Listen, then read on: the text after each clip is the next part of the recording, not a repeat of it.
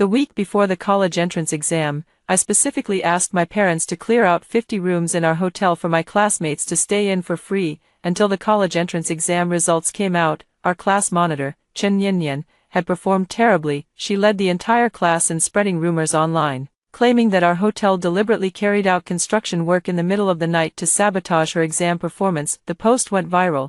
The hotel was reported and forced to close. My parents lost all their savings, and their hair turned white overnight. From beginning to end, not a single one of the 50 classmates staying at my family's hotel stood up to say a fair word. When I opened my eyes again, I was back a week before the college entrance examination. My parents were discussing, "Daughter, the college entrance examination is coming up soon. Should we reserve rooms for your classmates?" I put down my chopsticks and said, "No need, not a single room needs to be reserved." My parents were stunned, but we're the only hotel around here. Other inns are all 5 kilometers away. I smiled. That's perfect. Standing at the classroom door, I looked at the familiar faces inside, and a wave of nausea churned in my stomach. I clearly remember, in my previous life, it was these very people who, when my family was slandered all over the internet and reported until our business was shut down, not a single one of them stood up to speak a word of fairness. Chen Yan took the lead in posting online, claiming that my family's hotel was deliberately making noise with late-night construction just to sabotage her chances of getting into college. The post received tens of thousands of likes and shares, trending for 2 full days. My parents have never offended anyone in their lives. They're just ordinary, honest businesspeople. During those 2 days, the hotel's phone was flooded with cancellations and abusive calls. The Culture and Tourism Bureau came to investigate.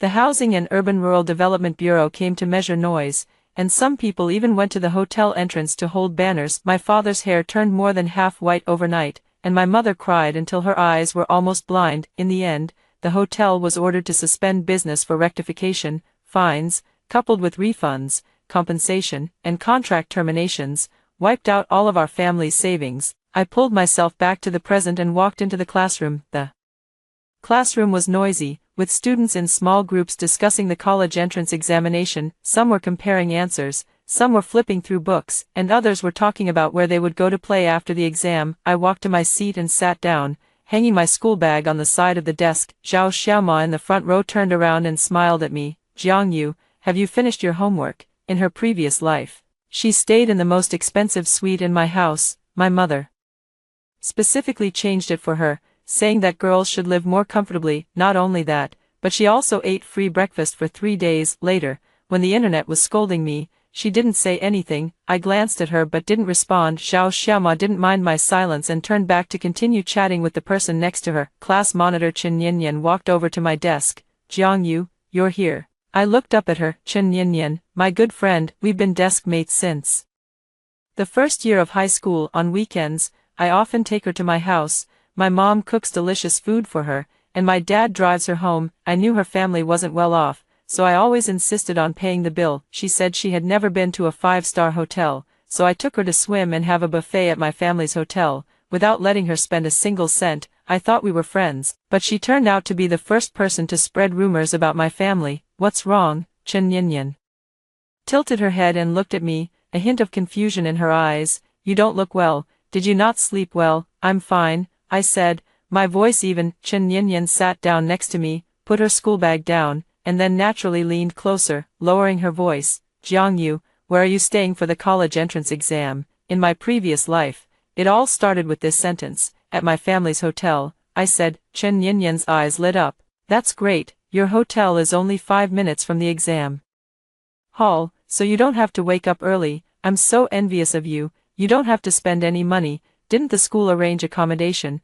"Staying at school is fine." Chen Yinyan was taken aback, probably not expecting me to say that. "It's really far from the school." Chen Yinyan frowned. "The school is in the east of the city, and the exam hall is in the west. Getting there in the morning would mean losing at least an hour of sleep." "An hour? For the college entrance exam? Can your mental state really be the same if you lose an hour of sleep?" She spoke very seriously. "Then you can go to bed earlier," I said. Chen Yinyan was momentarily speechless. She glanced at me, and there was something indescribable in her eyes. "But," she bit her lip, "if there's a better option, why settle for the worse? Your hotel is only 5 minutes from the exam venue. It would be great if everyone could stay there. We're all classmates, after all.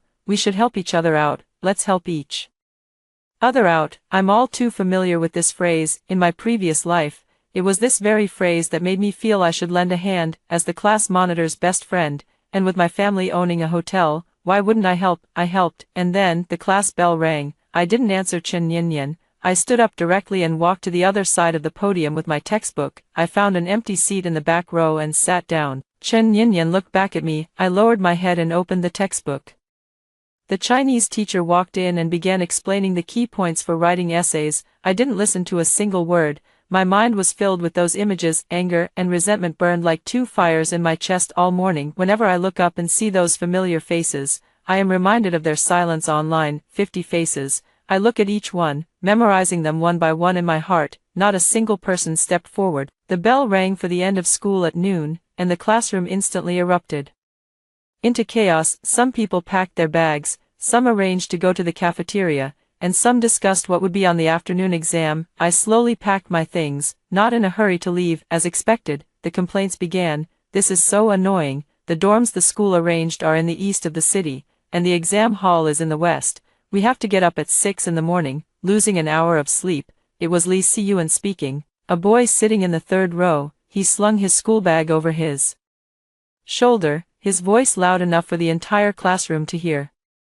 Exactly, and someone in the dorm snores. I already have trouble sleeping, and if I don't sleep well before the college entrance exam, how am I supposed to take it? Lin Siki chimed in. She's known in our class for being a light sleeper. Last time on the spring outing, when we stayed at a hotel, she complained all night about the air conditioning noise from the next room. It would be great if I could have a room to myself, quiet, and go to bed whenever I want. Wang Hao leaned back in his chair, crossing his legs. Tell me about it. Lu Yutong slammed her textbook onto the desk. The problem is that most of the hotels nearby are too far away, and it takes more than 10 minutes by taxi. Moreover, there will definitely be traffic jams during the college entrance examination days. So what if I'm late? It would be great if there were hotels near the school. Yeah, it would be great if there were hotels right next to the exam venue, the kind that you can get to in 5 minutes. As they spoke, their gazes began to drift towards me in unison. I was pretending to pack my school bag, head down, but I knew they were looking at me. I pretended not to hear,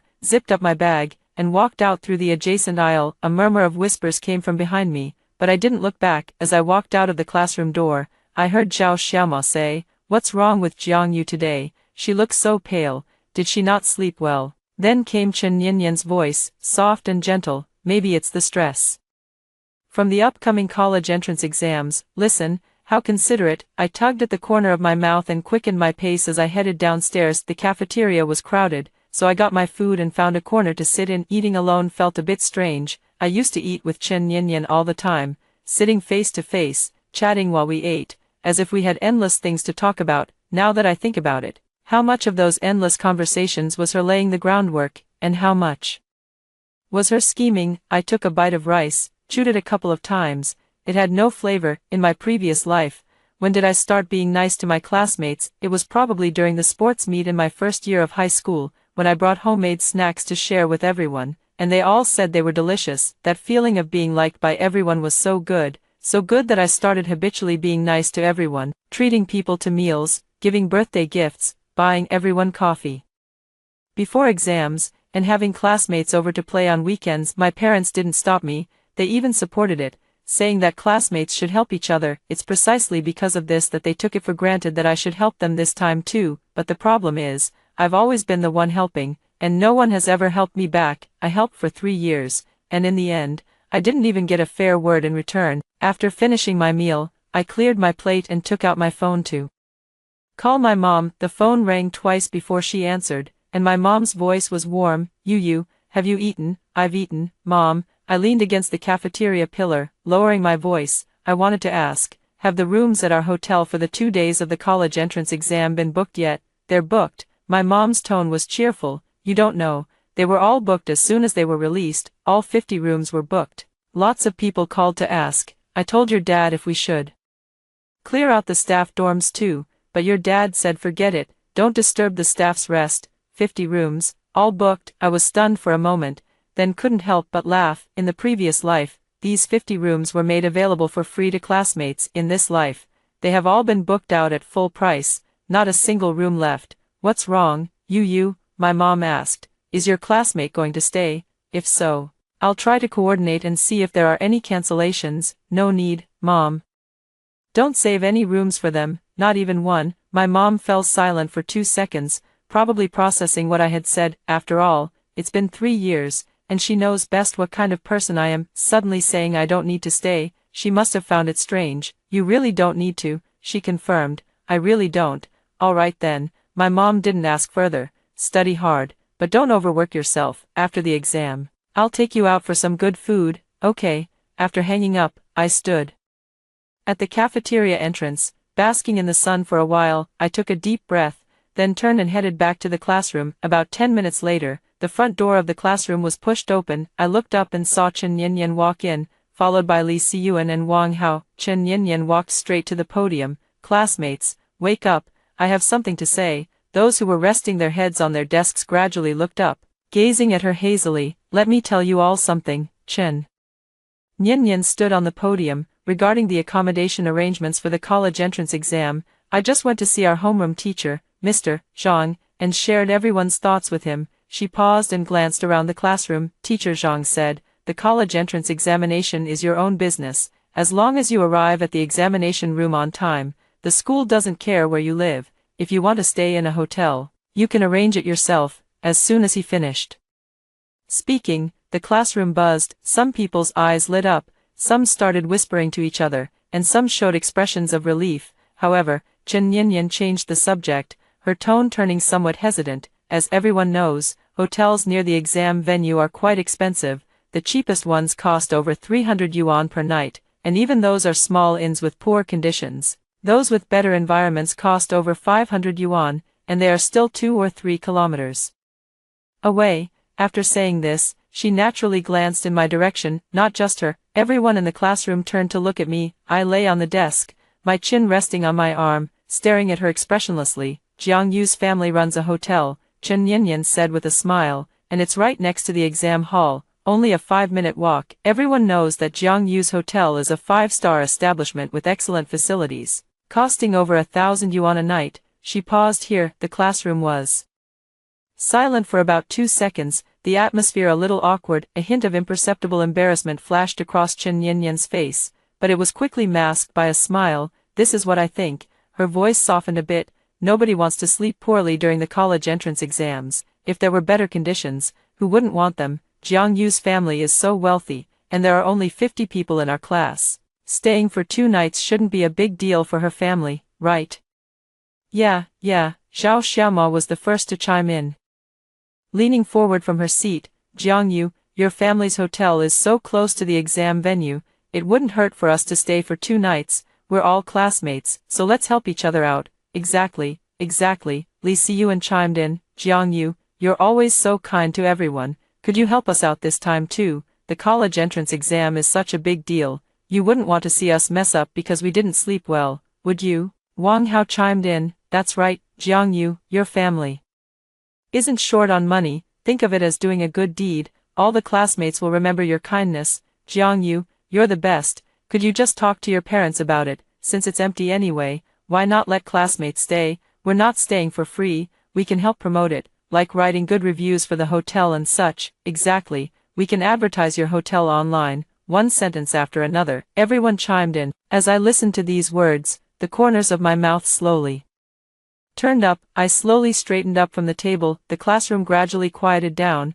and everyone was waiting for my answer. Chen Yanyan stood on the podium, tilting her head slightly to look at me, that gentle smile still on her lips. I looked at that face, at that gentle smile, and finally spoke. I'm sorry, our hotel is fully booked. The classroom fell silent for a moment, then it exploded. Fully booked? How is that possible? The rooms for the 2 days of the college entrance exam are usually booked up a month in advance, which is quite normal, but we haven't booked yet. You never said you wanted to book, I said calmly. Chen Yanyan's smile froze on her face. She opened her mouth, then closed it again, her eyes holding something I had never seen before. Jiang Yu, she stepped down from the podium, walked over to my desk, and spoke in a voice so low that only I could hear it. Why didn't you say so earlier? I was talking to my classmates for ages. I looked up at her, my eyes as still as a pool of dead water. You didn't ask me either. Chen Yanyan's expression changed. From annoyance, it turned into something indescribable. Her eyes were slightly red,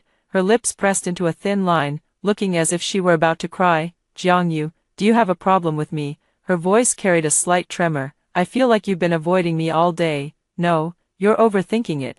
Then why did you move to the back row? You always sit next to me, the front row is too noisy. Chen Yanyan froze for a moment, her entire body going stiff. She stared at me for several seconds, then turned and walked back to her seat without saying a word or looking back the entire way. The other students in the classroom were still buzzing with discussion. I slumped back onto the desk, burying my face in my arms. My eyes feel a bit warm, but I don't plan to let anyone see. The first class in the afternoon is math, and I force myself to focus on the lecture. I've already experienced the college entrance exam once in my previous life, so these knowledge points aren't unfamiliar to me, but I can't let my guard down. In this life, I want to do well on the exam, not to prove anything, but for myself. I don't want to ruin my future because of someone else's mistakes like in my previous life. During the break, Chen Yanyan didn't talk to me. She sat at her desk, flipping through her textbook with her head down, occasionally saying a few words to the student next to her.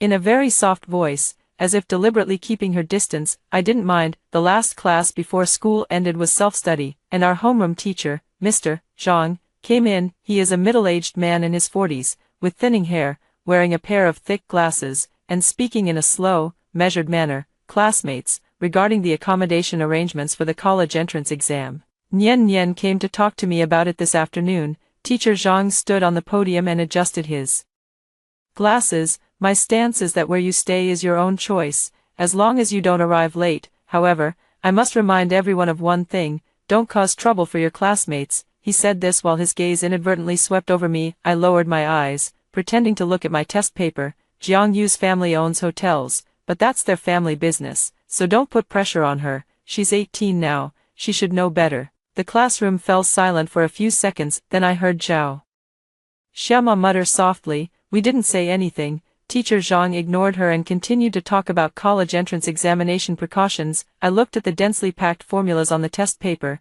and my heart was filled with mixed emotions. Teacher Zhang is a good teacher. In my previous life, he also spoke up for me when the online criticism was at its worst. He said in the class group chat, "As far as I know, Jiangyu's family hotel does not have construction noise," but his words were quickly drowned out. No one listened to him, no one believed him. When the school bell rang, I packed my things and got ready to leave. Chen Yanyan suddenly stood up, walked to the podium, and picked up the blackboard eraser. She glanced back at me. On the way home, I sat on the bus, watching the street scenes slowly recede outside the window. My phone vibrated. It was a message from my mom. Yu, the person who booked the hotel today, called and said there's a change in plans. They canceled 5 rooms. If any of your classmates need them, just let me know.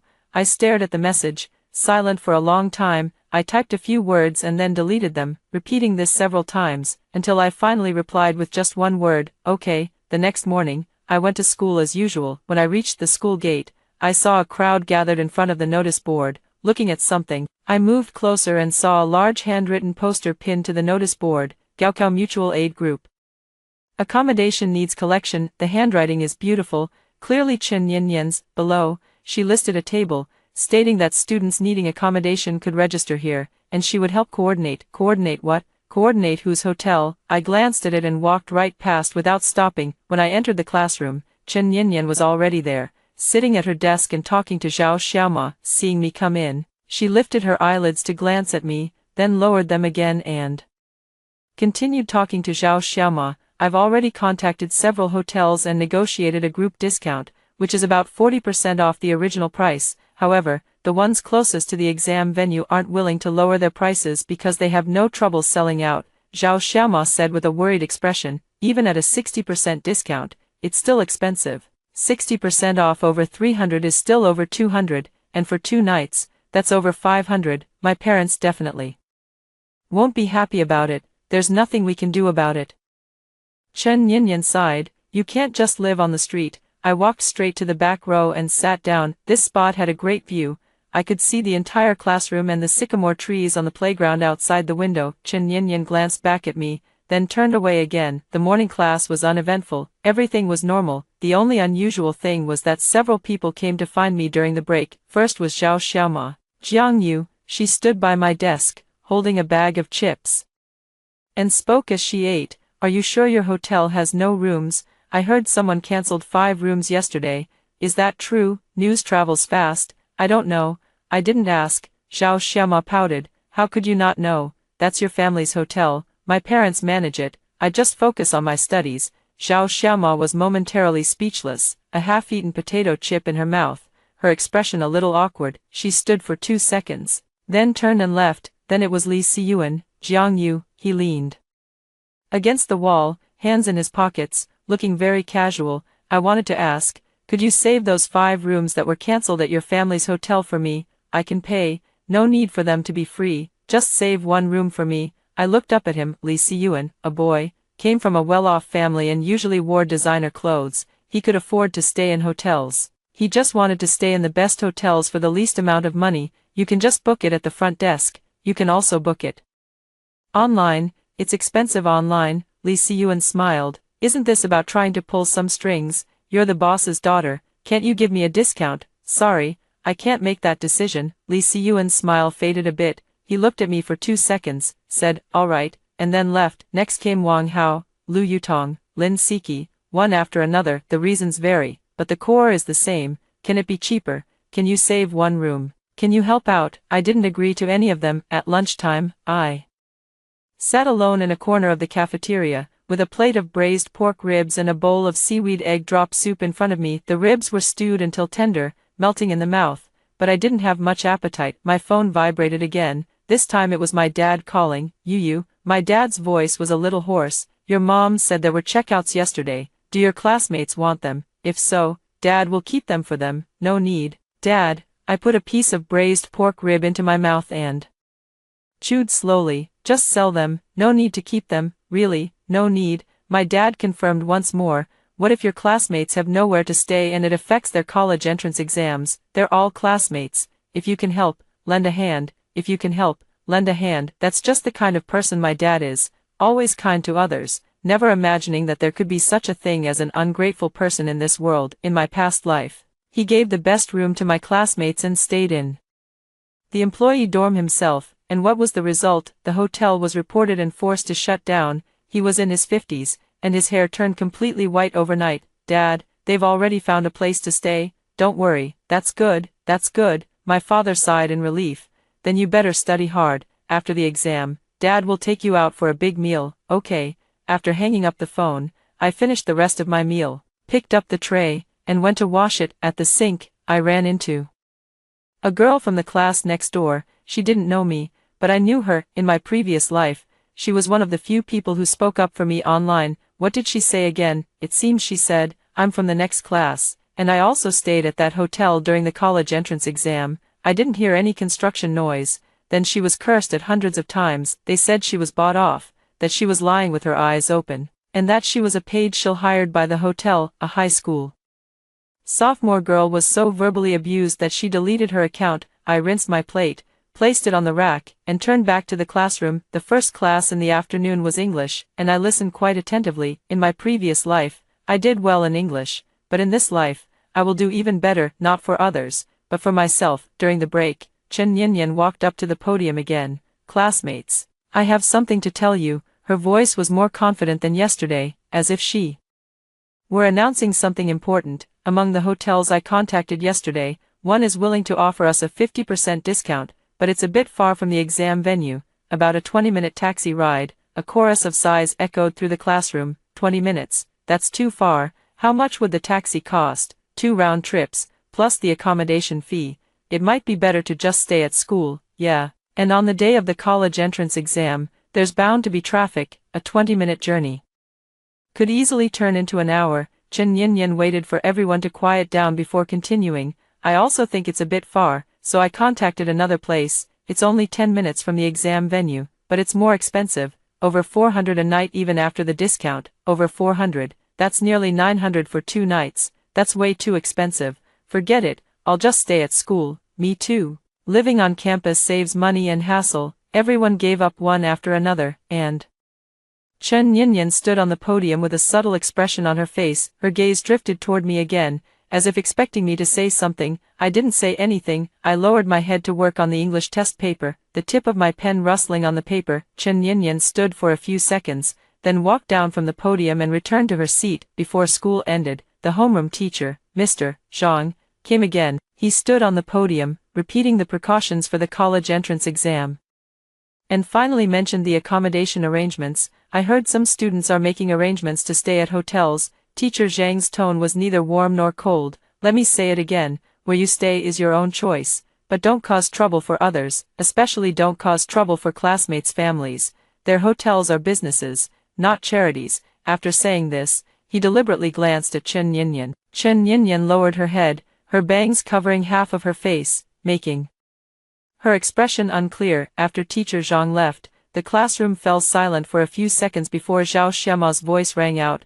not loud, but loud enough for everyone to hear. The teacher made it sound like we were forcing Jiang Yu. We just asked a question. It's not like we did anything. Exactly, Lin Siki chimed in, and Jiang Yu's family is so wealthy. What's the big deal about helping out? It's not like we're freeloading. We said we could help with promotion. Forget it, Lu Yutong said. We don't understand the world of the rich. Maybe she thinks people like us aren't worthy of staying at her family's hotel. Those words were a bit harsh, and the classroom fell silent for a moment. I sat in the back row, hearing every word of this conversation. My fingers gripped my pen, the knuckles turning white from the force. Not worthy of staying at her family's hotel. I put down the pen, took a deep breath, stood up, picked up my backpack, and walked out of the classroom. A murmur of whispers followed behind me, but I didn't look back. As I walked out of the school gate, I saw a familiar figure. Teacher Zhang stood at the school gate, talking to the security guard. Seeing me come out, he waved. Jiang Yu, come here for a moment. I walked over and stood in front of him. Teacher Zhang looked at me, pushed up his glasses, and after a 2-second silence, he spoke. Are you okay? I was taken aback for a moment, then nodded. I'm fine, don't listen to their nonsense. Teacher Zhang's voice was not loud, but very serious. It's your business that your family owns a hotel, and it has nothing to do with your classmates. Helping them is kindness, and not helping them is your duty. No one has the right to say anything to you. My nose suddenly felt a little sore, and I quickly lowered my head. Thank you, Teacher Zhang. Go back and study hard. Don't let this affect you. I nodded and turned to leave. After walking about a dozen steps, I heard Teacher Zhang sigh behind me and say to the security guard, what's wrong with kids these days? I couldn't make out what the security guard said in response, but I guessed he was probably agreeing. On the way home, I sat on the bus, put my earphones in, and played a random song. The music was so loud that it drowned out all the sounds in the carriage. 3 days before the college entrance exam, the school gave us a break. When I packed up my things and walked out of the classroom, I turned around for one last look. The countdown on the blackboard read, 3 days until the college entrance exam, with the chalk writing crooked and messy, written by the duty student in the morning. The desks and chairs were scattered in disarray, with various review materials and used scratch paper strewn across the floor. I will never return to this classroom again. Carrying my backpack, I walked out of the school gate. The sunlight was bright, warming my face. My phone vibrated. A message from Mom. Yu. The 5 rooms at the hotel have been sold out at full price, not a single one left. Standing at the school gate, I typed a few words, then deleted them, and in the end, I only replied with one word, okay. Just as I slipped my phone into my pocket, hurried footsteps sounded from behind me. Jiang Yu. I turned my head and saw Chen Yinyan running up to me. She was wearing a white hoodie, her hair tied in a ponytail, and a light sheen of sweat on her face. Her expression was a little anxious. She almost tripped as she ran over, stopping about 2 steps away from me and bending over to catch her breath. Why are you walking so fast? I called you several times, but you didn't hear me. Her voice carried a hint of complaint. I didn't hear you, I said. Chen Yinyan straightened up, glanced at me, and then bit her lip. Jiang Yu, I want to talk to you. Talk about what? We're at least desk mates, friends. You've been avoiding me these past few days, and it's really upsetting. As she said this, her eyes reddened, her voice trembling slightly, and she genuinely seemed very sad. I looked at her and suddenly felt it was all quite ridiculous. In my previous life, when my family's hotel was reported and shut down, she cried even more pitifully in front of the cameras than she is now. Chen Yinyan, I wasn't avoiding you. Then why did you move to the back row? Why don't you eat with me anymore? Why don't you answer directly when I ask you about the hotel? She asked 3 questions in a row. each laced with grievance. I looked at her face, the face I had seen for 3 years, beautiful, gentle, and understanding. Every time I didn't do well on an exam, she was the first to comfort me. Every time I was sick and took leave, she would copy my notes and bring them to my home. The friendship between us, in my opinion, was the kind that could last a lifetime, but it was this person who destroyed my home with his own hands. Chen Yanyan, I spoke, my voice very calm, about the hotel. I've already said it's fully booked. I answered you directly, saying it was fully booked, and you don't believe me. What can I do? Chen Yanyan was taken aback for a moment, her lips moved slightly, but no words came out. As for me moving to the back row, I continued speaking, the front row is too noisy, I want to study quietly. As for meals, I prefer to eat alone. Do I need to report all of this to you?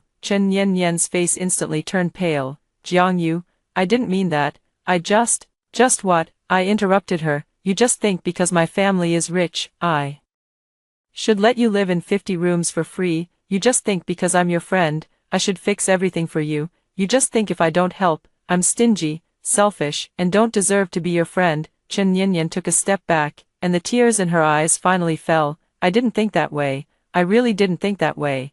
If you didn't think that, then what did you tell your classmates? My voice involuntarily rose a little. You stood on the podium and told the whole class that my family's hotel is right next to the exam venue, that my family is very rich, and that staying for 2 nights is nothing to my family. How many times have I helped you? When have you ever helped me? Chen Yanyan's tears fell even harder. She wiped them away with the back of her hand, her shoulders trembling. Jiang Yu, I really didn't mean it that way.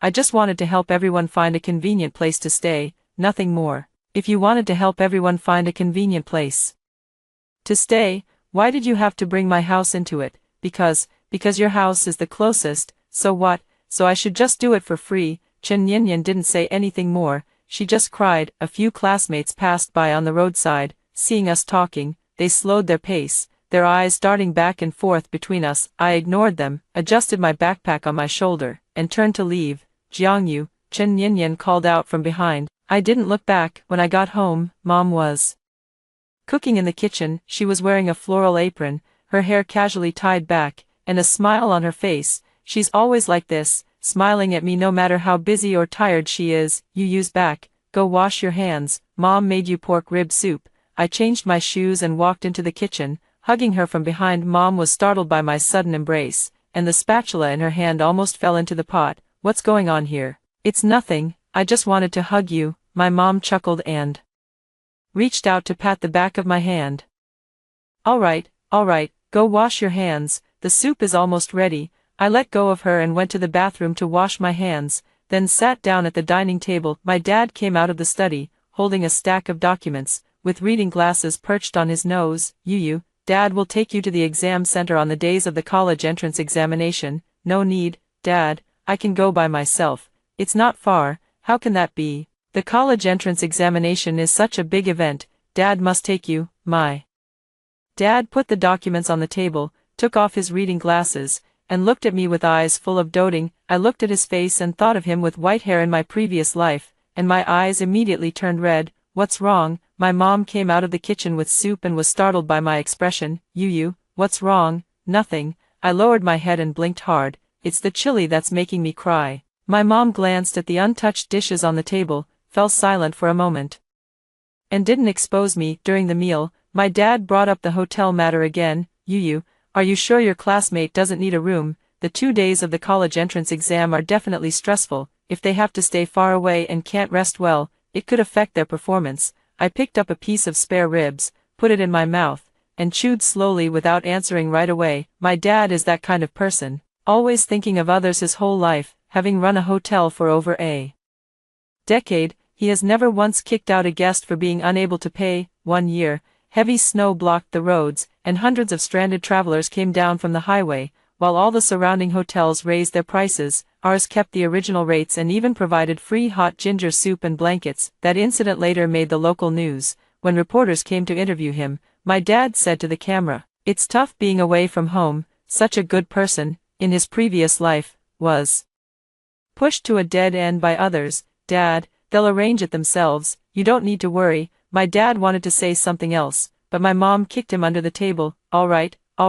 if you says it's not necessary, then it's not necessary, why are you worrying so much? My dad grimaced from the kick and obediently lowered his head to eat. I looked at them, feeling a pang of bitterness in my heart. In my previous life, I couldn't protect them. In this life, I'll take over. On the last day before the college entrance exam, I went to school to pick up my admission ticket. A few people were scattered sparsely in the classroom, all making their final struggles. Chen Yinyan wasn't there, Zhao Xiaoma wasn't there either, only a few boys who usually didn't talk much were sleeping with their heads on their desks. I took my admission ticket and walked out. When I reached the doorway, I ran into Teacher Zhang. Jiangyu, don't rush to compare answers after the exam, get some good rest.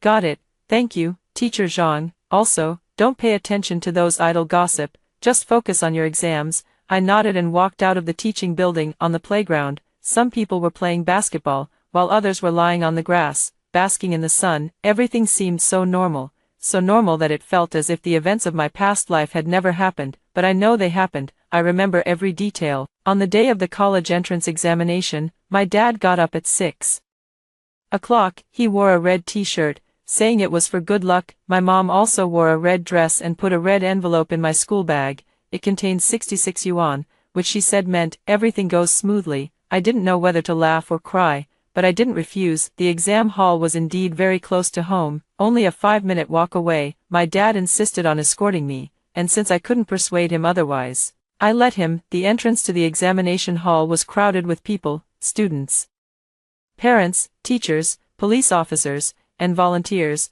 a dense mass. Some were crying while holding their admission tickets, others were laughing while hugging their parents, some were cramming by flipping through notes, and some were taking deep breaths to adjust their state. I stood in the crowd and took a deep breath. Gaokao, I'm here. The first subject was Chinese. In my previous life, I scored 112 points, which wasn't bad but also not great. This time, I was fully prepared. The essay topic was inheritance. I wrote about the story of my family's hotel, about my father, a man who was kind to others all his life, and about the lessons he taught me. As I wrote the last word, my eyes grew a little warm. The second subject was math, which was my strong suit. In my previous life, I scored 135. This time, I came prepared, reviewing all the knowledge points and practicing countless times on all the error-prone questions. When I handed in my paper, I was confident, expecting at least 140. The third exam was English, and the fourth was liberal arts comprehensive. As I took each exam,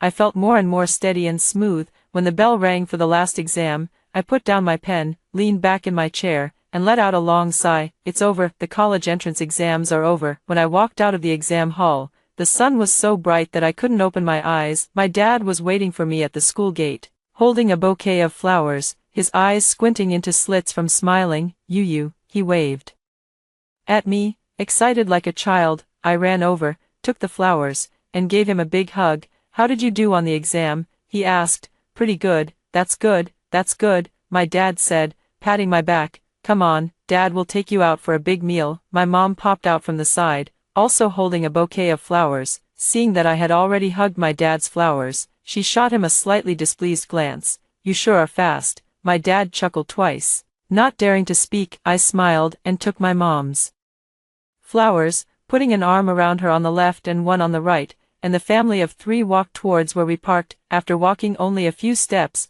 I saw Chen Yinyan. She was standing at the entrance of the examination hall, surrounded by a few classmates, and her complexion wasn't good. Zhao Xiaoma was saying something next to her, and she shook her head, her eyes red, as if she had been crying. I didn't stop walking. Passing right by her, she saw me. The moment our eyes met, her expression changed. Her lips moved as if she wanted to say something. I didn't give her the chance. 3 days after the college entrance exam ended, the results haven't been released yet, but the internet is already buzzing. Posts about score estimates, answer comparisons, and complaints about the exam questions are flooding the web. I was curled up at home, scrolling through my phone, when I suddenly came across a post. The title read, "Whatever you do, don't stay at XX hotel during the 2 days of the college entrance exam. The noise is so loud you won't be able to sleep at all."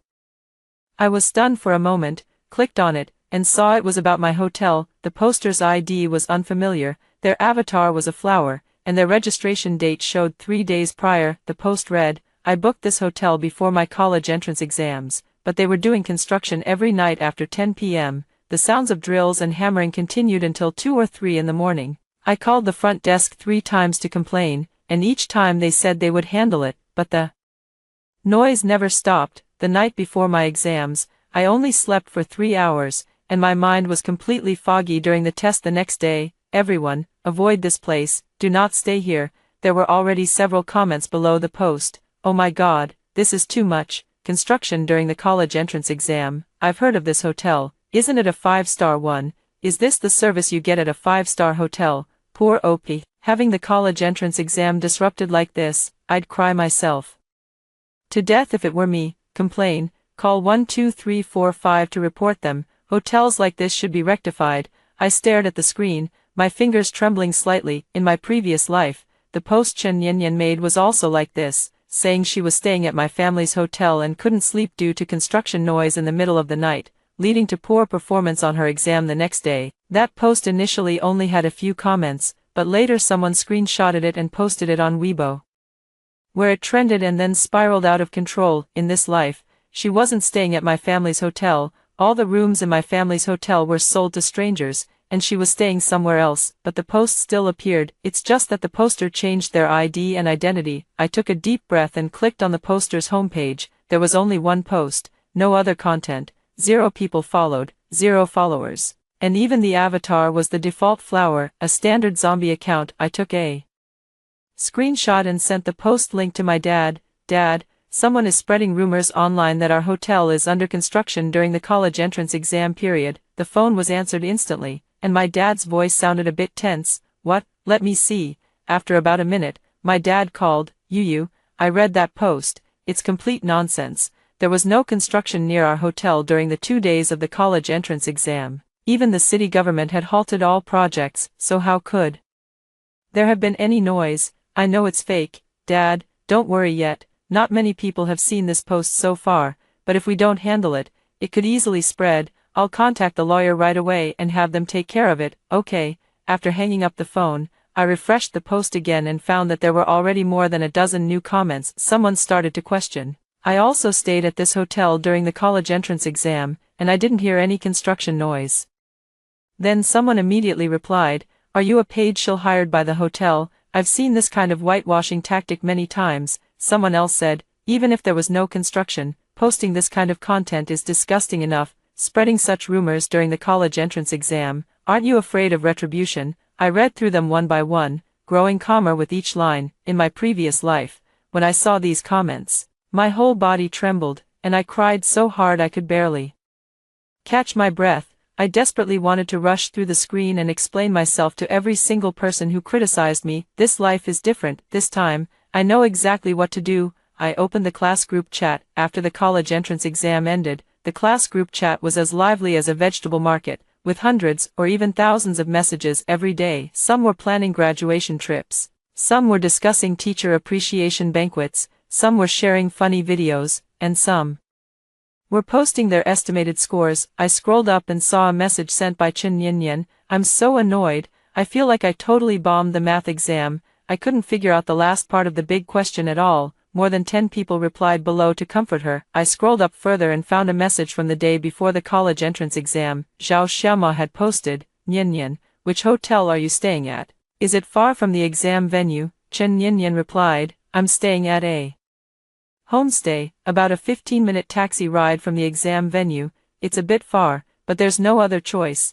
All the nearby hotels are fully booked. Lu Yutong replied, it's all Jiang Yu's fault. Her family's hotel clearly had rooms available, but she didn't save any for us, making everyone scramble to find a place to stay. After this message was sent, no one responded. After a while, Zhao Xiaoma sent a sighing emoji. Then someone else said, forget it, we can't force them if they don't want to help. The tone was casual, but behind that casualness was an entitled complaint. I looked at these messages, and my heart remained unmoved. I exited the class group chat and opened Weibo. That post was indeed reposted on Weibo. The person who reposted it is a marketing account with a relatively small following, around 50 to 60,000. After the post was reposted, it was given a sensational headline, construction noise from a 5-star hotel disturbs residents during the college entrance exam period. Examinee complains to no avail and only sleeps 3 hours. The number of reposts has already exceeded 500, and the tone in the comments section is similar to that in the post,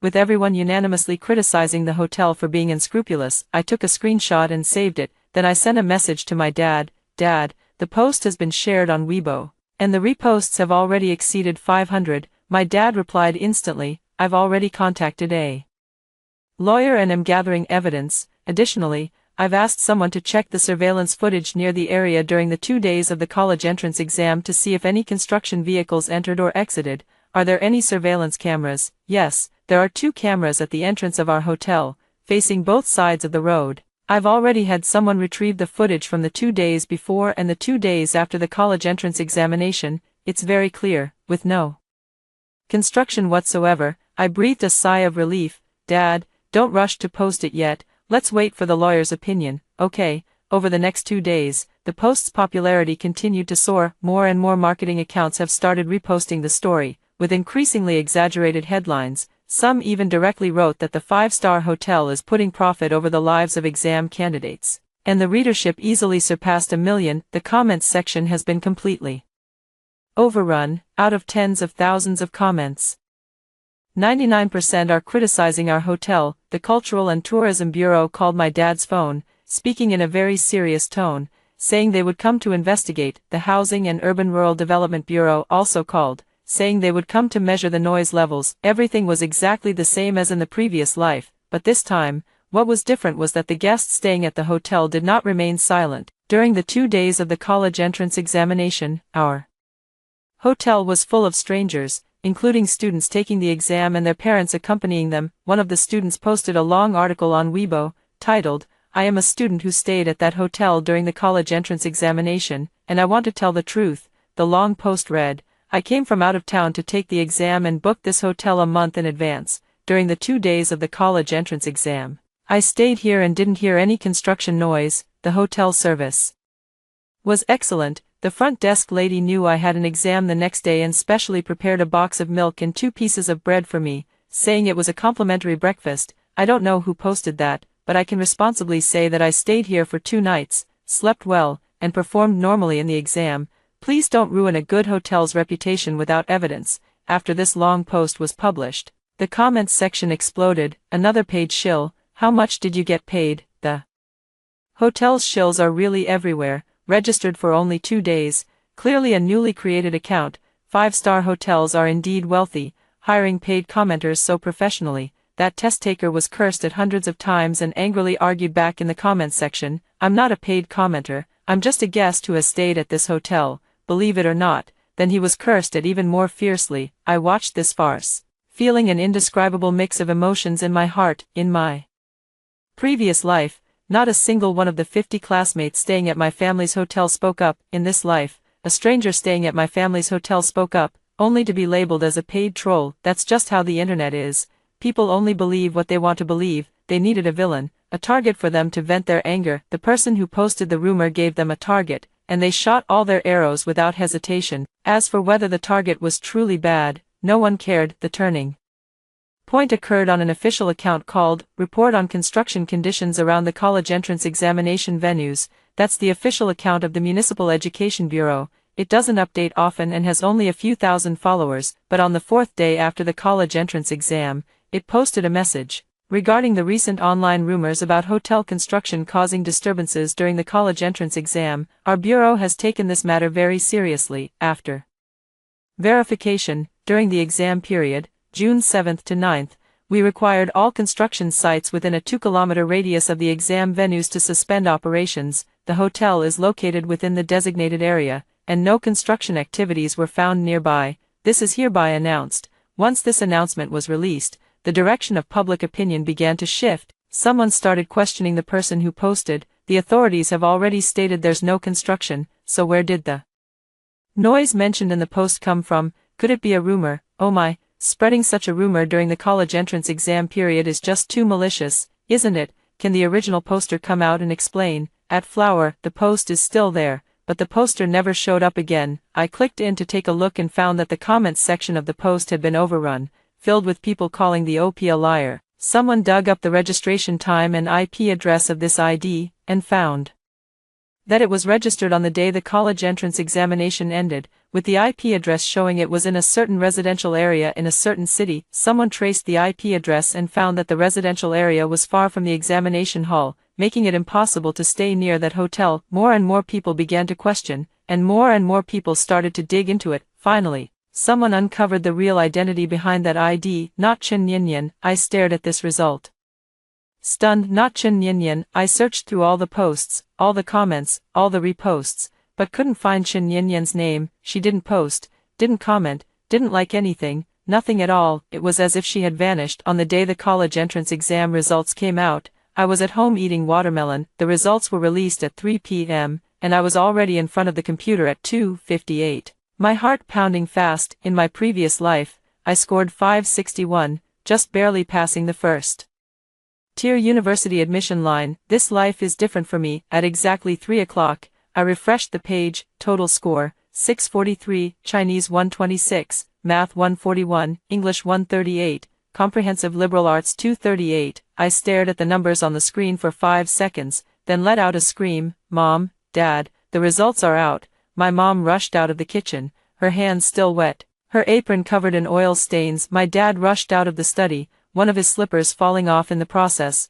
What's the score? 643. My mom froze for a moment, then hugged me tightly and burst into tears. My dad stood beside me, his eyes red and his lips trembling for a moment before he finally managed to say, "Good, good, good." He said, "Good," 3 times, each one delivered with immense effort. I hugged my mom, and tears also fell from my eyes. In my previous life, I couldn't make them proud. In this life, I have. The class group chat exploded completely after the grades were released. Some were overjoyed, others were worried, with screenshots of various scores flying everywhere. Some posted scores of 680, while others barely scored over 400. Gao Xiaoma scored 532 and posted a crying emoji in the group. Lu Yutong scored 509, saying she'd be grateful just to get into a second-tier university. Li Siyuan scored 578, which he was quite satisfied with, and has already started researching his college application options. Wang Hao scored 541,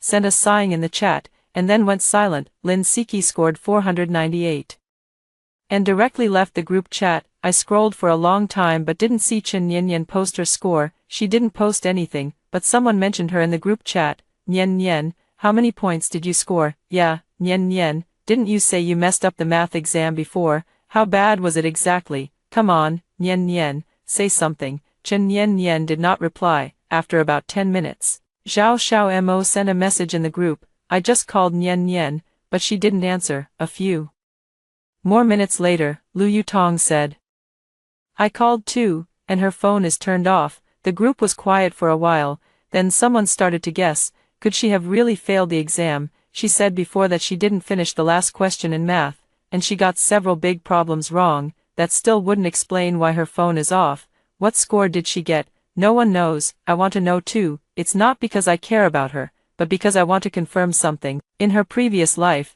Chen Nianyan scored 547, which wasn't particularly bad, but she told everyone she had failed, blaming the noise from my family's hotel. In this life, she didn't stay at my family's hotel, she stayed at a guest house, a 15-minute drive from the exam venue. What score did she get? If she failed, at least it would prove that it had nothing to do with where she lived, and that the problem was her own. I've been waiting 3 days for this answer. 3 days later, Chen Nianyan posted a message in the class group chat. I scored 478 points. The group chat was silent for a full 10 seconds, then it exploded. What? 478?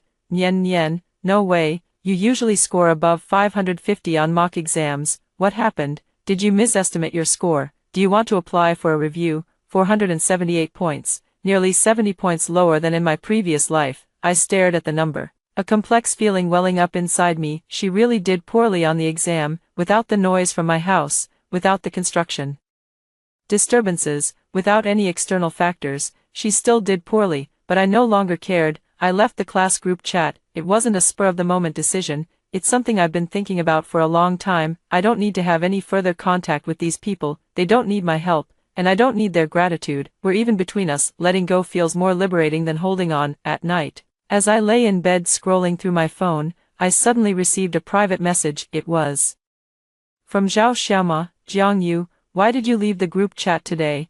I didn't reply. After a while, she sent another message. I know you have issues with us, but we've all been in the same class for 3 years, isn't this a bit much? I still didn't reply. The third message followed closely. Are you upset about the hotel thing? We were just casually talking at the time, not really pressuring you or anything. I looked at this message and gave a slight tug at the corner of my mouth, just casually. Talking, you just casually say something, and my family's hotel gets reported and shut down, you just casually say something, and my parents' hair turns white overnight, you just casually say something, and my life gets ruined once. The phrase, just casually say something, is probably the most convenient excuse in the world. I typed a few words, then deleted them. Forget it, it's not necessary. I deleted Zhao Xiaomao's private message, put my phone on the nightstand, turned over, and closed my eyes. Tomorrow, I'm going to visit a university very, very far away, so far away that you can no longer see the faces of those people. After hearing the first story above, what are your thoughts? Feel free to share your opinions in the comments section. Next, there is another similar story. Let's continue to see. My sister and I both registered as bone marrow donors at the same time. After a successful match, she backed out and asked me to donate. The recipient was from the Su family, the wealthiest in the capital city. To express their gratitude, the Su family's only son married me, and I became the young mistress, admired by everyone in high society. To compete with me, my sister borrowed money and took out loans everywhere, spending recklessly and accumulating massive debt. Her husband eventually kicked her out. When we met again, she went mad, pushed me down the stairs, and accidentally fell herself. We both lost our lives. After being reborn, my younger sister took the lead in donating and successfully married into the Su family. On the wedding day, she raised her glass with a smug smile. Sister, I was born to be a young mistress, you can't envy that. I also raised my glass in return. Sister, being the young mistress of the Su family isn't easy, you must always maintain good health. Miss Mu, both of your bone marrow types have been successfully matched. I know you are sisters, so I called you here today to ask, which one of you will donate? My gaze slowly focused. The doctor in front of me was wearing a white coat, looking serious. The suffocating feeling of nearly drowning still lingered in my chest. I stumbled and fell to the ground. The familiar environment and the doctor's words made me understand. I've been reborn. My younger sister, Mu Xing, stepped forward and excitedly grabbed the doctor's arm. Doctor, look, my sister was so scared she fell. She's been like this since she was little. Talks a good game but backs down when it's time to act. I'm not afraid. I'll donate. My sister's unusual behavior made me instinctively look at her. She looked excited, her eyes red with emotion, showing no sign of fear, but she shouldn't be acting like this. In our previous life, we went together to the donation center for testing. After receiving the volunteer donation form, she excitedly posted pictures across all social media platforms, along with the caption, "Where the heart leads, the feet follow." With every bit of warmth, shine a little light. But when the doctor notified her that the match was successful and she could donate, she was so frightened that she hid in her mother's arms. I heard donating bone marrow is very painful, and I'm afraid of needles. I've always been in poor health, but my sister is healthier than me. Let her go instead. The day after I completed my donation, the Su family, the wealthiest in the city, came to my door with lavish gifts. It turned out that the recipient of my donation was Su Jingru, the most beloved daughter of the Su family. To show gratitude, Su Jingru's brother, Su Yanming, often came to visit me. After dating Su Yanming for a year, I married into the Su family. The Su family gifted my parents a house and a car, helped my sister secure a job at Su Corporation, and she also married a department manager who was being groomed for a key position at the company. As for me, I became the young mistress of the Su family, a young lady highly sought after in high society. At a banquet, she tearfully confided in me that her life wasn't going well, and if she had been the one to donate the bone marrow, she would have been the young mistress of the Su family. I told her that marrying into the Su family wasn't as wonderful as she imagined, but she thought I was just showing off. Perhaps my words stung her, and she began to compete with me. Whatever I ate, she had to eat. Whatever I wore, she had to buy. The department manager she married could afford occasional extravagances but not endless spending. To satisfy her vanity, she started taking out loans.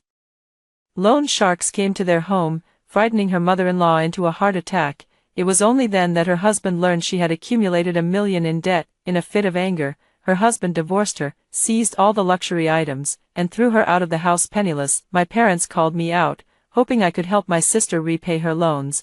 I explained that I was struggling myself and truly couldn't assist. When my sister heard I refused to help her, she immediately went crazy. She pushed me down the stairs to my death, but lost her balance and fell down herself. Opening my eyes again, I watched my sister obediently follow the doctor for testing. During the examination, she showed no pain, only barely concealed joy. Before entering the operating room, we watched her at the door of the sterile ward. She smiled and said something to me before being wheeled into the operating room by the doctor. My parents were still guessing what she had said, but I understood her lip movements. She said, "In this lifetime, I'll let you taste the feeling of jealousy too." I should have guessed the moment I was reborn. My sister had been reborn as well. She wants to steal the life I had in my past life to become the young mistress of the Sue family. If that's all there is to it, then I wish her success. The day after being discharged from the hospital, my sister got up early, put on her makeup, and waited for the Sue family to arrive. Since we exposed the truth about the rebirth,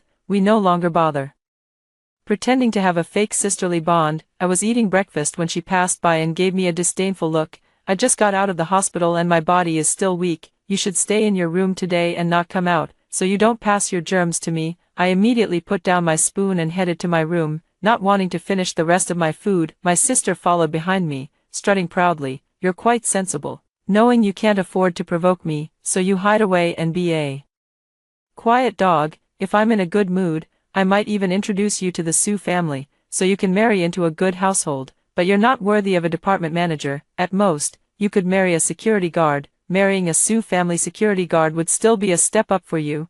I closed the door behind me, shutting her arrogant face out. Just like in the previous life, the Sue family arrived with lavish gifts. Having been poor for half their lives, my parents were overjoyed at the sight of these gifts. Unable to hide their delight, the Sue family was the wealthiest in the capital, and Su Yenming was their only son. Everyone understood the principle of relying on a powerful backer for support. My parents warmly welcomed Su Yenming, and my sister, who had just donated bone marrow and was still weak, came out of her room to greet him as well. My sister had applied light makeup, carefully trimmed her eyebrows, and used foundation to cover the small imperfections on her face. She was already frail and sickly, with a pair of large, watery eyes on her pale face that made her look pitiful. Under our parents' arrangements, my sister sat on the sofa in a pure white lace nightgown, gently and softly chatting with Su Yenming. I hid in the room, too afraid to come out. I only opened the door a tiny crack, took a quick peek, and then quickly locked it again, because just seeing Su Yenming's face makes me tremble uncontrollably, a physical reaction. In my past life, Su Yenming received the same treatment when he came to my house, but I was resting in bed and didn't have much contact with him. Later, he came to see me again and again. He sent flowers and gifts, showing great concern for my health, and I gradually fell into the Cinderella and Prince Charming dream he wove. After falling in love, he was gentle, considerate, calm, and self-possessed, never behaving impolitely toward me. In my freshman year, I had never been in a relationship before, and I thought his aloofness was due to his personality and good upbringing. I even felt fortunate that my first love was a man like Su Yenming. After that grand proposal, I married him, filled with all the beautiful expectations for life. I thought I had met the right person and married for love. Little did I know that marrying into the Su family would be the beginning of my life's nightmare. The sound of my parents seeing off the guests outside pulled me back to my thoughts. I opened the door to find my parents unpacking the gifts Su Yenming had brought, carefully assessing their value, while my sister had already gone back to her room to rest. I thought for a long time in the room. Su Yenming has ulterior motives. If my sister marries into their family, our two families will become relatives, and I cannot guarantee my own safety. I went to her room and closed the door. Mu Xing, the Su family is not a kind-hearted family. You'd better not associate with Su Yenming. Do you really think Su Yenming would ever look at a girl from a family like ours? He only married me because, before I could finish speaking, my sister raised her hand and slapped me across the face. Mu Yu, can't you stand to see me doing well, or are you jealous that I've become the Su family's benefactor, so you're here to sow discord? I sneered coldly, intensifying the tone of my voice. Hospitals protect privacy. Donors and recipients cannot contact each other to prevent situations like secondary donations or organ trafficking. The Su family is rushing to find you like this. Aren't you afraid? My sister flung the cotton pad fiercely at my face. Mu Yu, I think you're getting anxious. Since we were kids, you've always been better than me at everything. Better grades, taller, better figure, proud as a peacock, always wanting to be first in everything. you're afraid Su Yenming will fall in love with me, you're jealous. Afraid I'll become the young mistress of the Su family and then trample you underfoot, what, not satisfied with being the Su family's young mistress, want to keep going, put away that arrogant look of yours, the thought of your hypocritical face after you made it big in your last life makes me sick. My sister looked deranged, as if someone had snatched away her most precious treasure. I shook my head, she was beyond saving. Mu Xing, this is my final piece of advice to you as your older sister. I won't stop you from becoming a young mistress, but I hope you won't regret it later. My sister raised her head, her face full of stubbornness. Muyue, when I make it big, I hope you won't come begging me either. As my sophomore year studies got on track, I studied with all my might. In my previous life, I dropped out of college during my sophomore year to marry Su Yenming.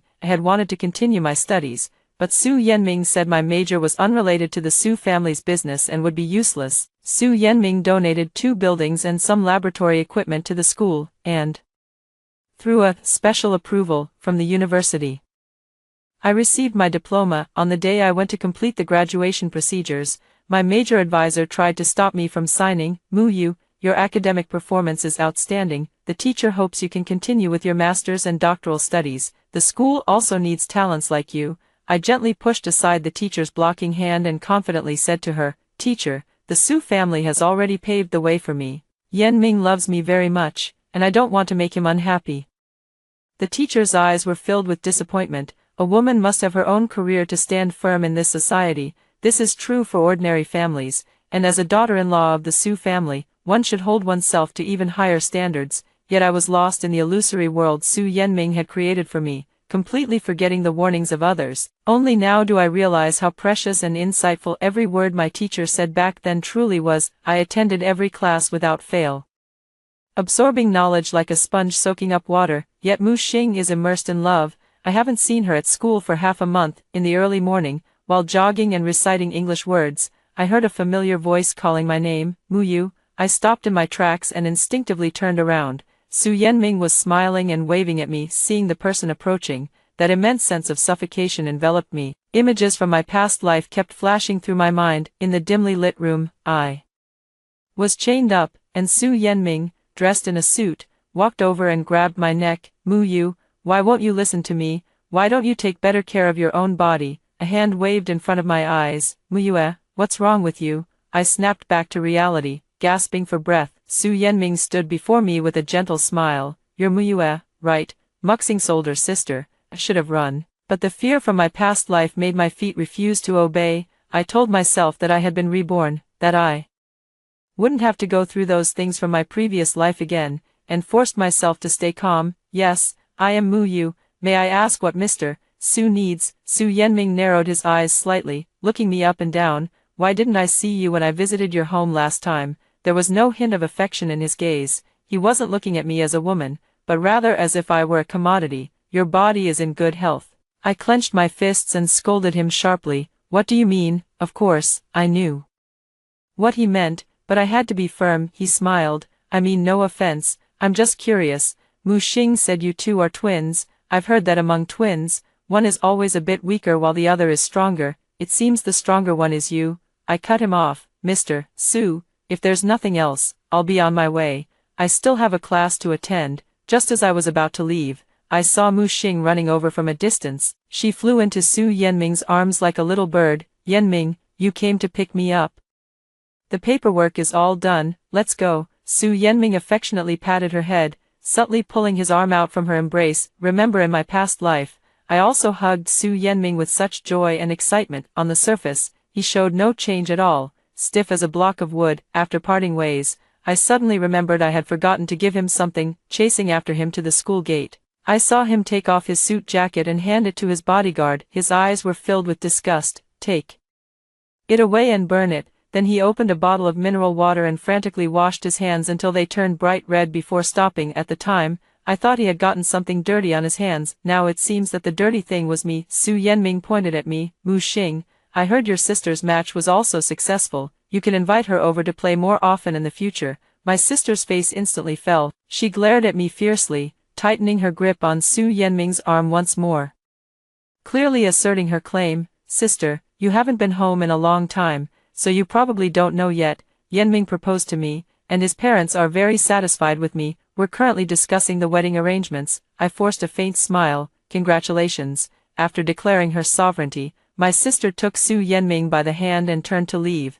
As they walked away, she spoke in a coquettish tone. Yenming, I think we should stop associating with my sister. She's a refined egoist, incredibly arrogant. She was indeed a match, but when the doctor asked her to donate, she was so scared she fell down. She had no intention of donating at all. I was the one who stepped forward to donate. My bravery brought us together. The sound of their voices gradually faded into the distance, and the two figures grew smaller and smaller as they walked away. Just before their figures vanished completely, I faintly sensed that Su Yenming glanced back at me. That glance from Su Yenming gave me nightmares for a whole week. Every night, I found myself in that dark room, weighed down by heavy iron chains that left me unable to move. Every day, I have to take various nutritional supplements, and even when I have no appetite, I am forced to eat 5 meals a day. After waking up, I found that I had completely lost interest in food, and anxiety had taken over my body. This won't do. The Su family holds great power and influence.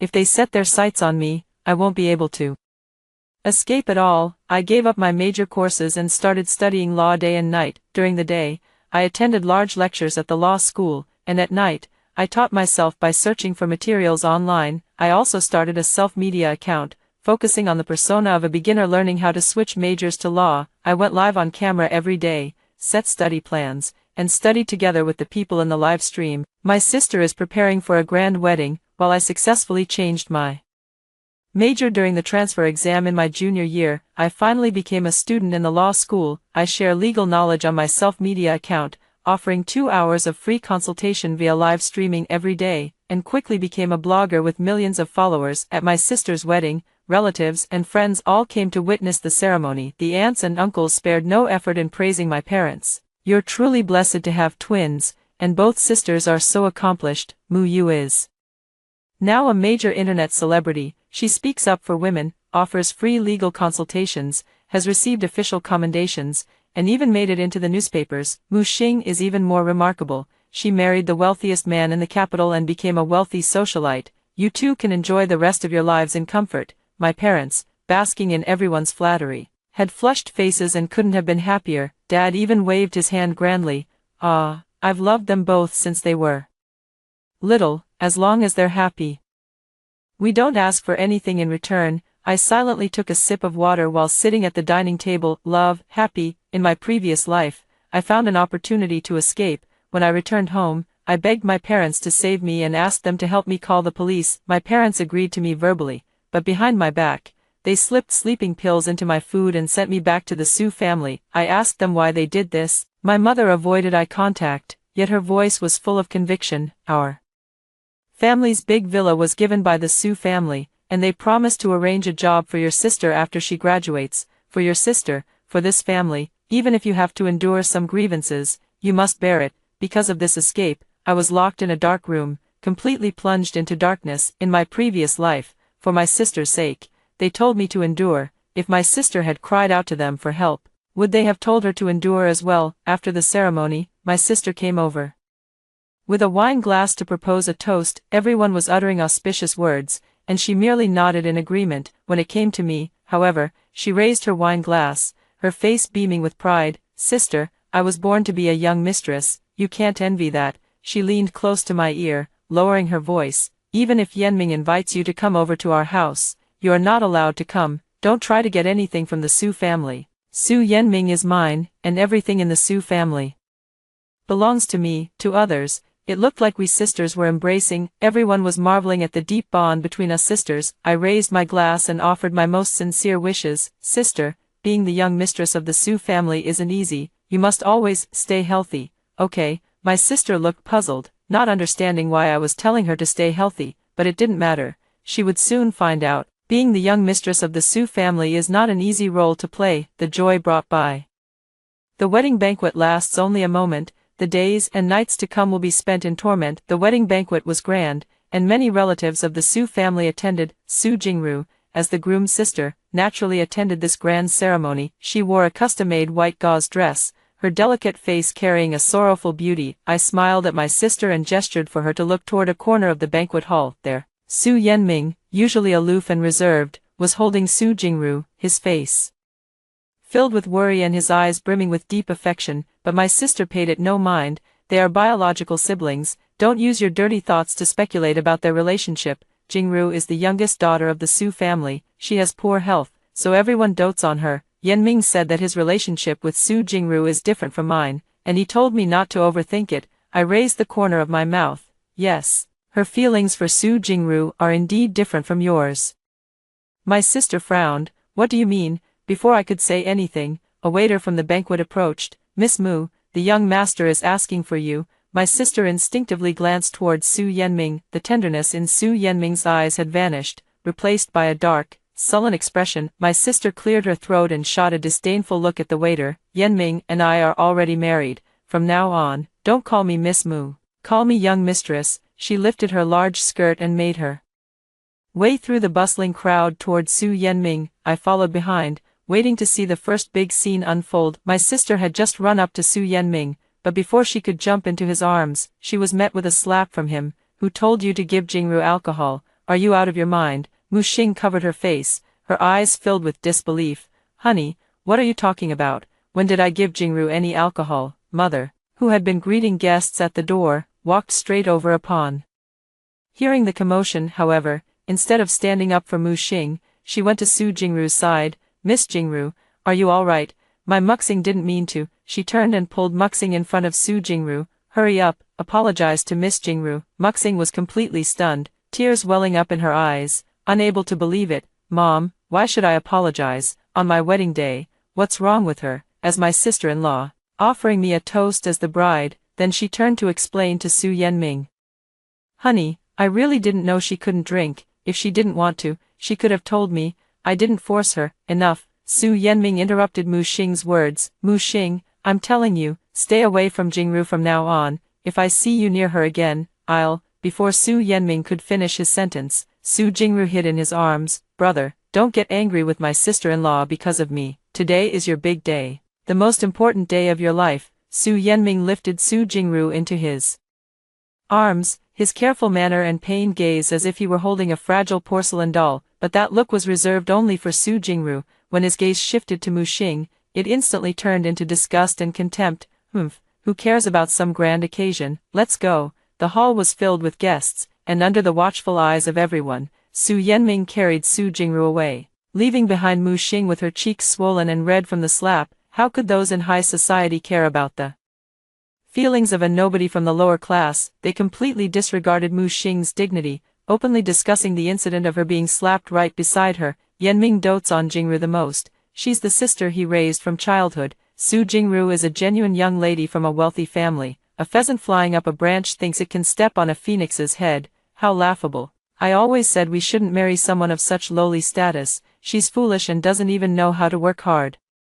Since she wants to establish herself in the Su family, she doesn't even bother to learn about the Su family's affairs or cater to their preferences. She deserves to be beaten. Mu Xing was scolded mercilessly, with both her mother and father trying to console her. You were in the wrong in this matter. Just bear with it. Today is your big day. You've never been clever since you were little, and you haven't improved at all as you've grown up. Go apologize to your husband and your sister-in-law later, and while you're at it, help me ask about the job. I grew up with Mu Xing, so I understand exactly how she feels right now. She just wants to vent her anger, but she's afraid the Su family will reject her, so she has to hold it in. Everyone at the banquet was humiliating her, and she could only listen because each person's status was higher than hers. She didn't dare act recklessly. I stood at the outermost edge of the crowd, raising my champagne glass in a toast to her as Mu Xing's gaze met mine. My dear sister, this is the life of a high society young mistress.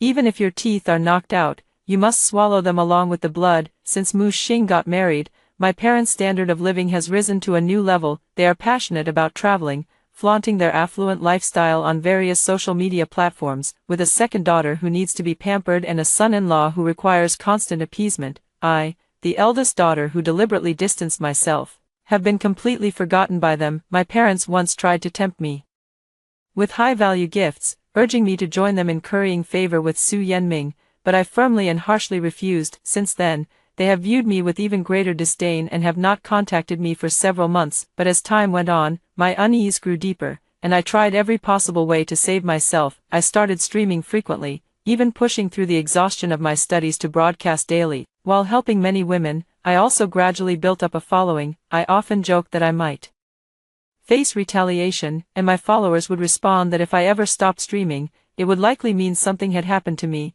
and they would call the police on my behalf. I used the money I had saved over the years and the tips from my live stream to buy a house with a basement. I renovated the basement into a sturdy fortress and bought a 5A grade steel door. The installer even joked with me, asking if I had read too many apocalyptic novels. He patted his chest and assured me that even if zombies really came, this door would be incredibly strong, but only I know that some people are more terrifying than zombies. That day, I was live streaming in the dorm as usual when my mother suddenly called. She said she missed me and wanted to come to the dorm to see me, asking if I was there. I was in the middle of streaming, so I casually said yes and hung up the phone. After hanging up, I instinctively got goosebumps. My parents haven't contacted me for almost half a year. Why do they suddenly want to visit me? With a bad feeling, I took a sick leave from school and, without even having time to pack my luggage, quickly hid in the safe fortress I had built myself. Almost as soon as I locked the basement door, Mu Xing's call came through. On the phone, Mu Xing's voice was gentle. "Sis, I came to see you. Why aren't you in the dorm? When will you be back?" Hearing Mu Xing's voice, I got goosebumps all over my arms. It had been years since she last called me sis, let alone actively came to the dorm to find me. I casually made up an excuse. "I'm on a business trip with my mentor and don't know when I'll be back. There's no sisterly bond between us, so you don't need to look for me anymore." Just as I was about to hang up, Mu Xing's scream came through from the other end. "Mu, you bitch, why didn't you tell me? You pushed me into the fire. May you die a horrible death. Please, I beg you." The hospital regulations require 6 months before another bone marrow extraction. It's only been 2 months since my last one. Another extraction could kill me. Please let me go. Just let me go. I will find Mu Yu.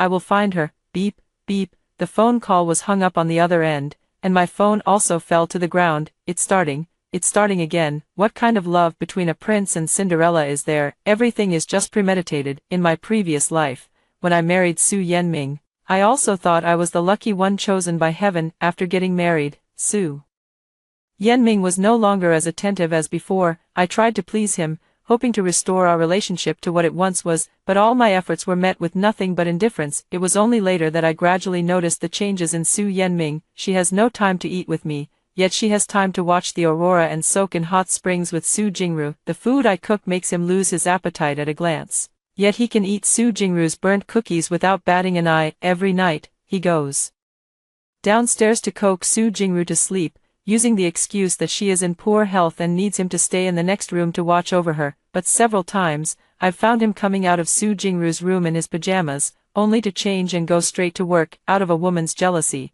I finally couldn't stand it and went to drop hints to Su Jingru. I told her that siblings should have boundaries, especially when the brother is already married. Su Jingru didn't say anything, just kept crying until she fainted from exhaustion. After that, I donated bone marrow to Su Jingru for the second time. That's when I realized Su Yenming never loved me. She married me and supported me just so I could donate bone marrow to Su Jingru whenever needed. I wanted a divorce, but he threatened my parents and even chained me in a room, leaving me with no one to turn to. I started a hunger strike, and Su Yenming flew into a rage. He grabbed my hair and kept slapping my face with the sole of his shoe. "How dare you go on a hunger strike? Your body isn't yours.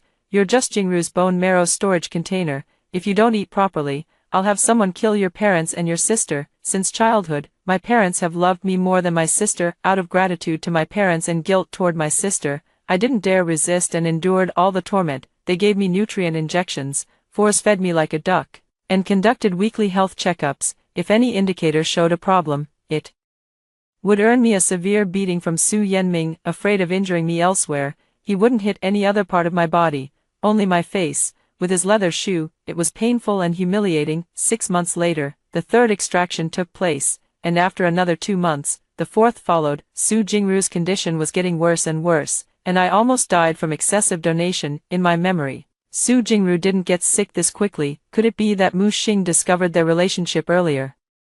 I took a long leave from school, announced a hiatus on social media, and even turned off my phone, completely cutting off contact with the outside world. After hiding underground for half a year like this, I had already memorized those basic legal provisions by heart. During these 6 months, I had no social life, no communication. If it weren't for reading aloud every day, I might have forgotten how to speak. I suddenly realized this couldn't go on. Before the Su family could track me down, I would drive myself insane. If the onset time and frequency continued like this, Su Jingru wouldn't last much longer. If Mu Xing really died, the Su family would never let me off. I promote legal education every day, hoping that persecuted women can bravely stand up to protect themselves and stand openly in the sunlight. Yet I hide in this sunless underground, living like a rat. I must find a way to save myself. I must make myself come back to life. So I walked out of the basement, set everything up, and then turned on my phone. 3 days later, I received another call from Muxing. She said she wanted to talk to me, so I sent her my home address. Even though I knew what would happen if I married Su Yenming, I was still startled by Muxing's current appearance when I saw her again. Muxing no longer had the graceful figure of a young girl. She looked as if she had gained 40 pounds. She looked haggard, her face pale, and she appeared utterly frail. As soon as she entered, she spoke. Mu Yu, you've really done me in. Why didn't you tell me about all of this, or are you doing it on purpose, to get back at me, deliberately watching me suffer? I turned around, confirming once again that the basement door was open, and I could hide inside at any time. Then I walked over to Mu Xing, looking for an opportunity. Mu Xing, I told you long ago that a family like the Su family would never look twice at ordinary girls like us. Being a wealthy socialite isn't that easy. Did you have a fight with Su Yenming? Mu Xing's face was filled with hatred. Stop pretending, you know it, don't you? Su Yenming doesn't love anyone at all, he only loves Su Jingru.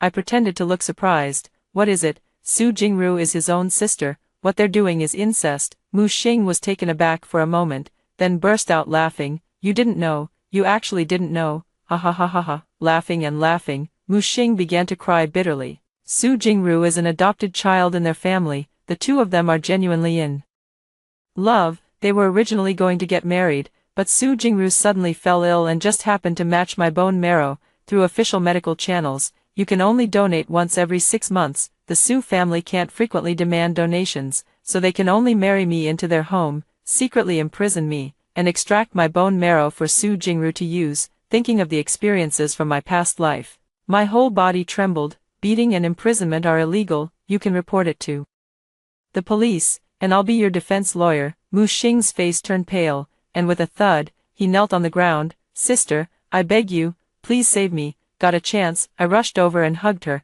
taking the opportunity to toss a tube of lipstick into Mu Xing's handbag. What are you doing? Get up quickly. Mu Xing couldn't stand up, kneeling on the ground and crying. They kept feeding me 5 meals a day, and if I dared to vomit, they would beat me. I secretly ran back to my parents' house, but they couldn't bear to give up their wealth and glory. They actually gave me water laced with sleeping pills and sent me back. Sister, the Su family has money and power. We commoners can't fight against them. We are siblings after all. Can you bear to watch me die from having my bone marrow extracted? Besides, if I die, the Su family's next target will be you. My today will be your tomorrow. I let go of Mu Xing and took 2 steps back to keep my distance from her. What should I do? A brilliant light shone in Mu Xing's eyes. Su Jingru is in poor health and now requires a bone marrow supplement once a month. I've looked it up. The hospital recommends 6 months as the optimal donation period. Actually, after hematopoietic stem cells are extracted,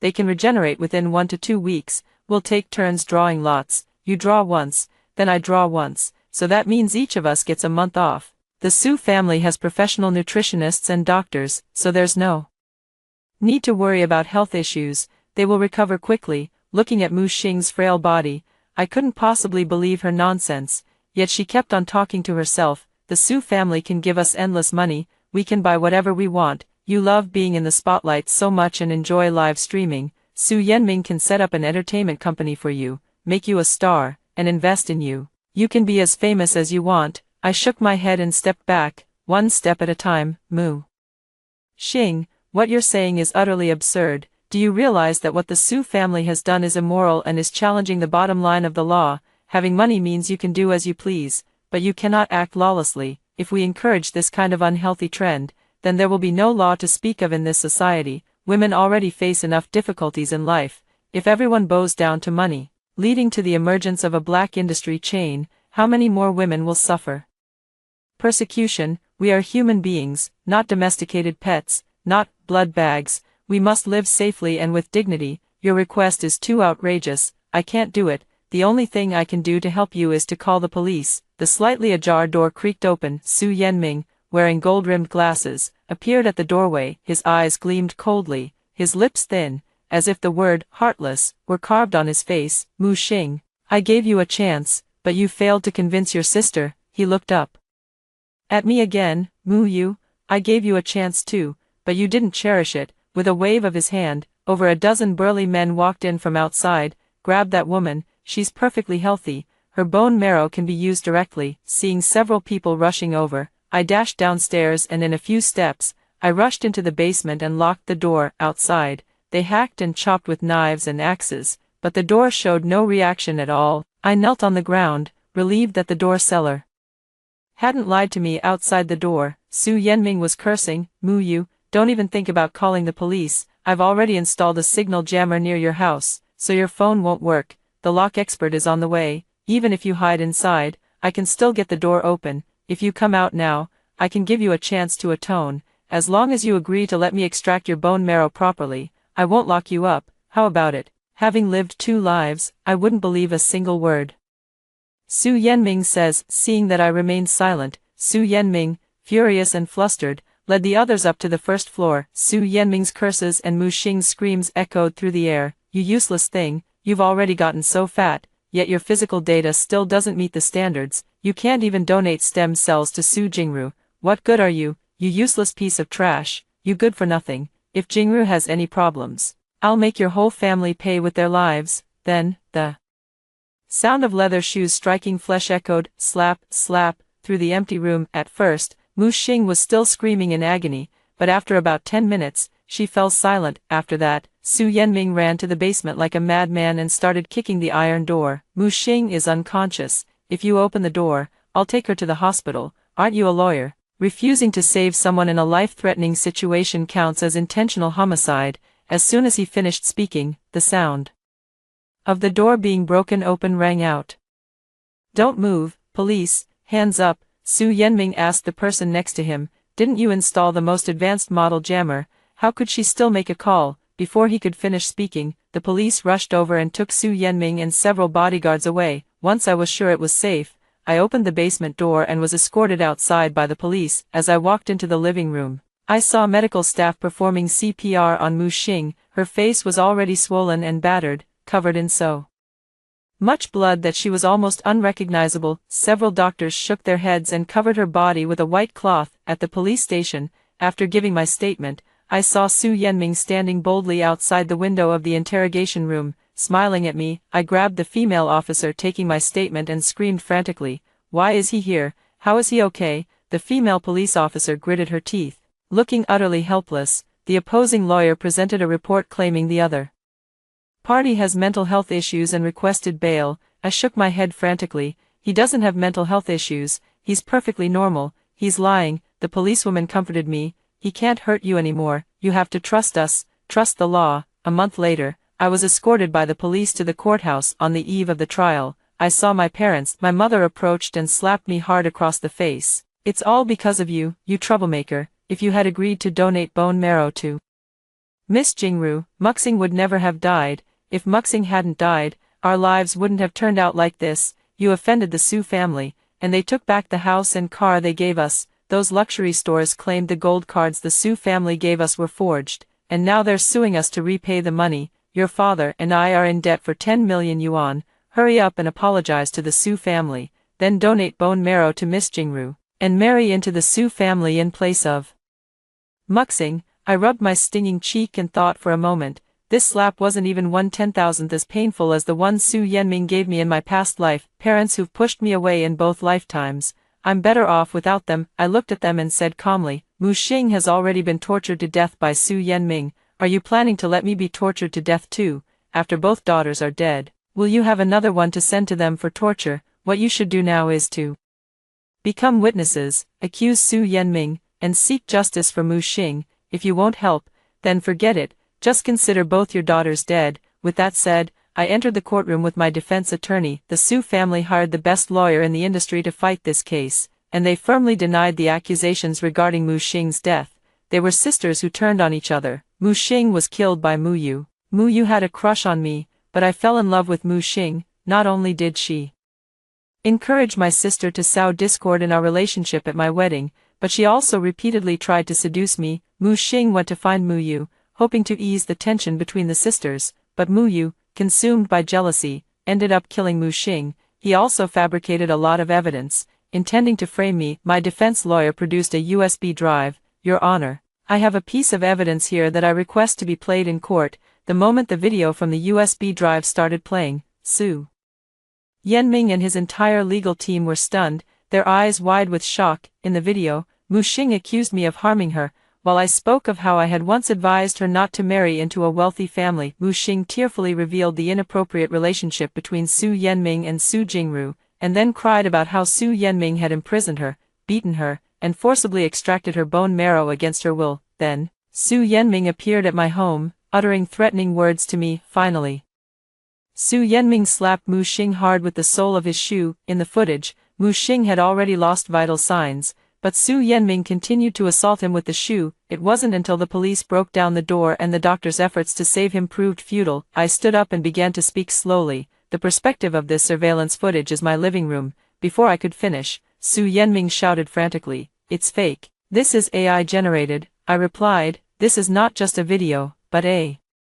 recorded live stream from the broadcast room, with all my fans as witnesses." The opposing lawyer stood up. "We have verified that on the day of the incident, Mu Yu's account had no live streaming information." I took out my phone to show it. "I'm not streaming on a website, but on a conference-specific software. The most useful feature of this software is meeting recording and playback, with all data stored on third-party servers. If the defendant has any objections, it can be verified in court." Su Yanming, you were puzzled at the time about why I could still call the police despite using a signal jammer. It's because I didn't call the police at all.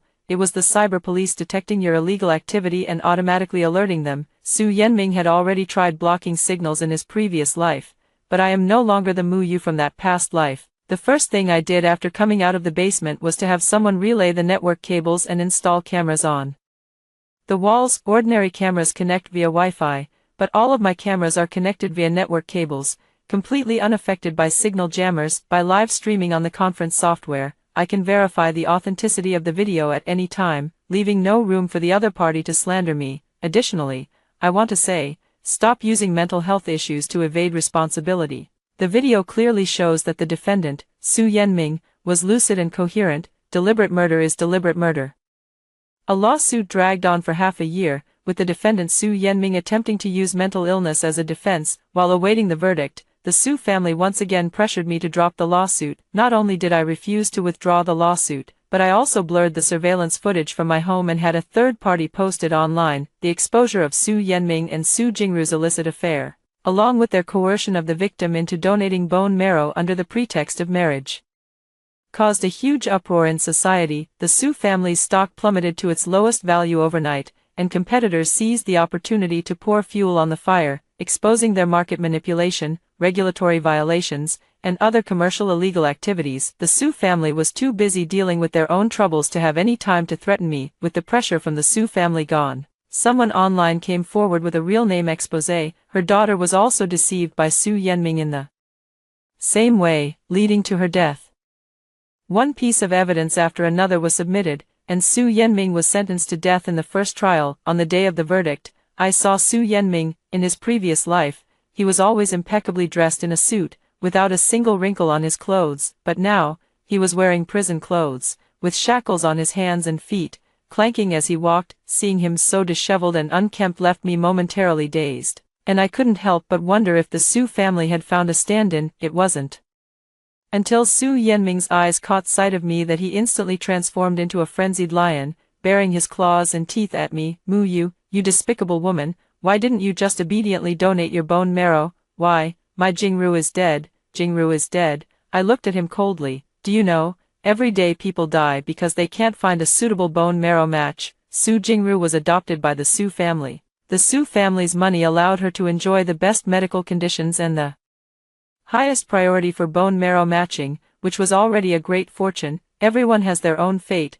forcing someone else's life to extend hers goes against the laws of nature and violates human ethics. I still say the same thing, the rich can do as they please, but they cannot act without regard for the law. Su Yenming collapsed to the ground, weeping. I love her, I want to keep her, what's wrong with that? I shouted loudly. You can love her well within her limited lifespan. Cherish her memory after she passes away, but you cannot let others be buried with her.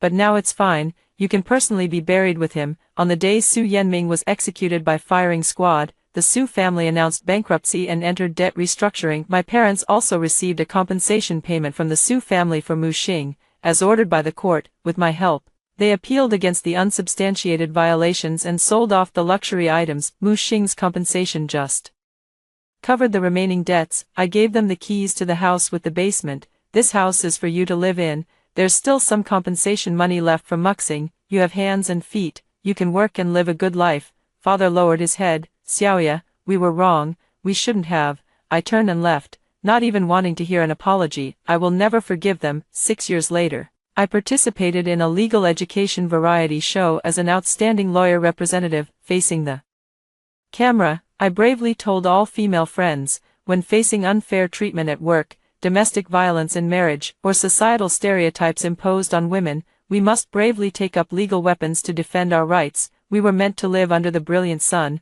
walking our own path of flowers. After hearing the 2 stories above, what are your thoughts? Feel free to share your opinions in the comments section. Looking forward to hearing from you. If you liked this story, don't forget to like it, share it, and subscribe to my channel. See you next time.